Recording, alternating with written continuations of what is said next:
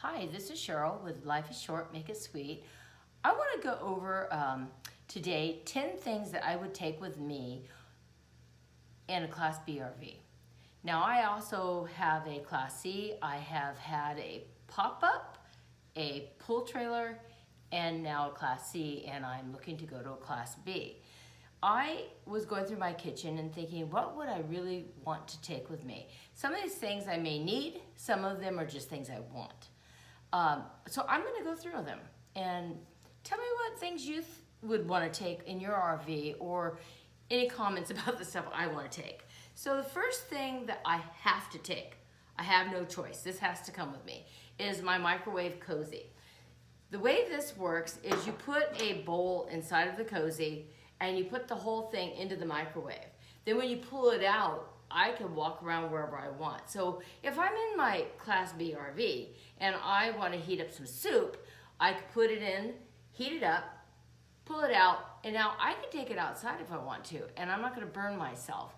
I can put it on the table, and it's not going to burn the table. There's a lot of reasons to have this, mostly to protect your hands. It also keeps the microwave cleaner because when you're cooking, if it spills, it'll go in here. You can take this and either rinse it in the sink or wash it when you do your laundry. So either way, plus they're reversible. I actually make these and I sell them on Etsy.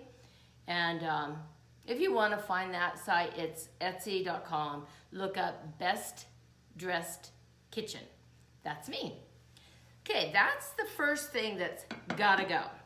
Number 2, my pepper grinder. I love pepper, and I love this grinder. Now, I travel a lot with a friend who we haven't traveled for a while because she has stage 4 cancer, and so I'm taking care of her, and that's why a lot of my videos aren't even, I can't edit or do anything. I don't have time. Right now I can do this because she's at the hospital getting a test done. It's gonna take a few hours. So this pepper grinder, I have in it 5 blend pepper. So they're little pepper nuggets. You put them in this hole here and then close it when you get it filled and you just crank it. This we got in Meridian, Idaho. We bought it, well actually it was a gift from my friend for me. We bought it at a craft fair across from the railroad station. They do tours in the railroad depot, and then right across from it was the craft fair. So we went there, and I got a really good deal. I didn't realize how good I got. When I went online and looked these up, a lot of people are selling them for like $85. This guy sold this to me for $25. He handmade all of them. All of them have some sort of color in them. This one had a little purple stripe. Wow, it's fantastic if you love pepper. The third thing I'm gonna take is my teacup. My daughter bought these for me, I got 2, and she bought them for me years ago, and I've had them for years. You just put water in the cup, and then you put this part, I don't know what you call it, put the tea bag in, put it in the cup after you get the hot water in there, and then put the lid on. And you let it steep. When it's done, you take the lid off, and you can actually just lift this up, let it drain, put it in your sink. You don't have that tea bag staining your sink. Just let it dry until you're ready to put it away. If you want to keep your tea warm, you can just do this. I really like this. I bought a Hamilton Beach single coffee maker. I think that's what it's called. I don't drink coffee, but I wanted it for tea and hot chocolate. I find it to be cumbersome. You've got to, every month you have to run vinegar water through it to make sure that it's sanitized. When it's done and you take your cup out and it still keeps coming out and splattering all over, oh my gosh. This is so much easier, it's so much faster, less mess, and it's simple. I've got to have that. Okay, the next thing I will take with me, number 4, is this cork plug for my wine bottles. This was another gift my friend bought me when we went to Zion National Park. So when we went there, there's a gallery that sits in Springdale, which is the little, sorry, I got distracted there, a noise. There's a gallery that sits in Springdale as you're driving into the park, and it's on the left-hand side. It's a beautiful art gallery. It has all kinds of things, obviously. And I just thought this was so unique. It's like a burl from a tree. And I love it. I oil it to keep it so it doesn't get dry and crack and break. This will go with me. The next thing I will take is this teaspoon. These are wonderful. If you haven't discovered other things to use with this, I'm going to show you. First off, this teaspoon, I can fit, I don't know if you can see the little balls of pepper in there. I put pepper in the spoon and it fits in here and it feeds it so that my little balls aren't running all over the place. It also works great when you have honey for your tea and your honey crystallizes like this one has. Your honey's still good. In fact, it's probably really good. When it crystallizes, it's supposed to be a sign of purity, I believe. That's what someone who deals with honey told me. So, in order to get that out, I can't put it in hot water. It'd take forever. So this spoon fits inside this hole. I can dig that out. When I get down to the very bottom where it gets a little tricky, I flip the spoon over and I put it down in there and I can actually get all that I want. On that same note, I do that with like lotions and things you have in the bathroom probably that you use and you get to the bottom and you still have like that much on the bottom of the jar or the bottle and you can't get it. And you beat it and do everything, but you can't get it out. So this works really good. So it'll fit through most holes, it's so small. And it has a little bit of a lip on it. So when you stick it down in there, you can get out what you want. I empty my jars and my bottles doing this. So I'm not wasting anything. Seems like everything's so expensive that you go buy it and then you get this stuff on the bottom and you're thinking, man, I could probably go for another month off of this if I could just get to it. So that's the way I do it. Okay, so that was number 7 is this knife. This knife was given to me as a birthday gift from a friend who has passed away unexpectedly. And when she gave it to me, I thought, well, that's really weird. I used to eat apples and peanut butter a lot when she was around. And she thought that the knife I was using wasn't good enough to cut that apple. So that's why she gave me this. And after using it, I thought, wow, this is great. I've had this for like 6 years. It's still very, very sharp. And it has a cover for it. So this will go. Number 8 is this little spoon. You can tell it's got some depth to it. It also sits flat, so it'll sit flat on a surface. And when I use it, it doesn't slide down into the bowl. I use this for things like this. I want to put salad, I get a salad. Maybe it's a packaged salad that comes with that salad dressing. I'll put the salad dressing in the bowl and then I can get it out like this. Sauces, if I make like orange chicken, I don't really want to put the sauce in the chicken because sometimes it's too strong. So I'll put it in a bowl and then I can dig it out and put it in. So this is just a handy spoon. I really like it. So I will keep that. Then number 8. These bowls. Now I realize that they have some weight to them, but they're really handy. It's the size. And I also like the color and the looks. And so I will give it a whirl. It may not work, but I'm going to try it. That spoon works with these. I eat ice cream. I eat them out of both of them depending on which size of ice cream I want.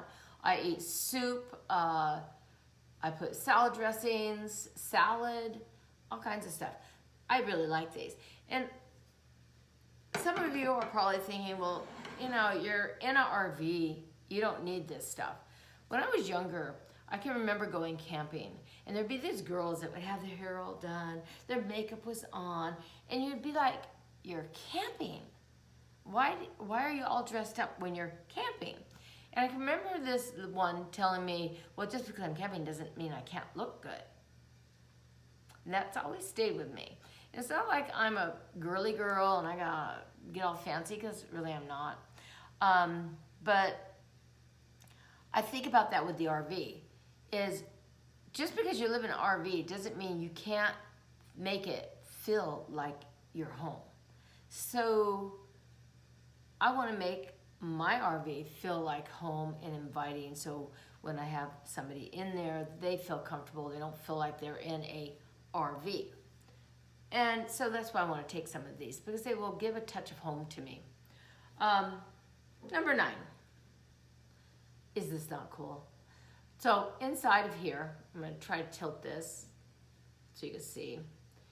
You can see where it's brown in here? That is vinegar. And inside right now is a fig vinegar. And on the outside edge, I have what's called a sage mushroom vinegar. I got this in Prescott, Arizona on another trip we were on. And I love it. It's small. You could tell it's hardly bigger than my hand.